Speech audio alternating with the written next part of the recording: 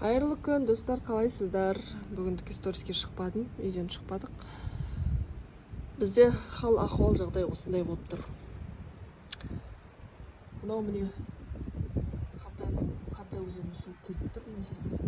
Біздің үйіміздің артына осылай келіп тұр. Міне түнде осы жерде космосоттар келіп бірталай жұмыс жасады. Мына жерде құмдарды үйлердің арасына төседі, енді кірмесін әйтеуір деп. Бізде енді бір жол бар, мынау жерде бір жол бар, сырт жақпен айналатын жол. Ол жолға біздің көлігіміздің несі келмей тұр, күші. Өйткені кішкентай көлік қой, бұрын ғана үлкен көлігіміз болғанда өтіп кетер ме едік. Мынау көлікпен шыға алмай тұрмыз. Ал мына кіреберіс мына жақ қарама-қарсы бет.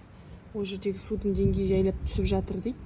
Енді бүгін кәдімгідей күн суық, аяздатып, қапшықтан мұз тұрды, бірақ еріп жатыр. Су дейін келіп тұр.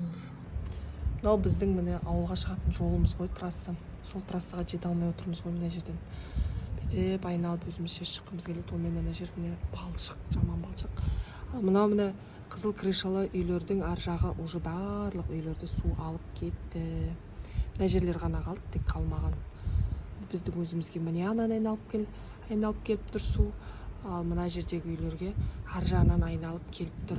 Лиман деген көл дейді. Кішкентай көл болған ғой, бір құбдан ортасында. Сол еще 2 жылдан бері сол көл көтеріліп, бер қарай қабдан ішіне кіріп тұр. Бәуір жерлердің үйінің түгелдей алып кетті. Түгелдей эвакуация жасалды. Бір жерлер тек осы жерлер ғана қалып болды. Сосын біз қалып тұрмыз, сосын құбданың ортасы қалып тұр. Қалған бәрі түгел жер, почти 50% ма білмеймін, енді суға кетіп болды. Алла сабыр берсін тек. Алла күш қуат берсін.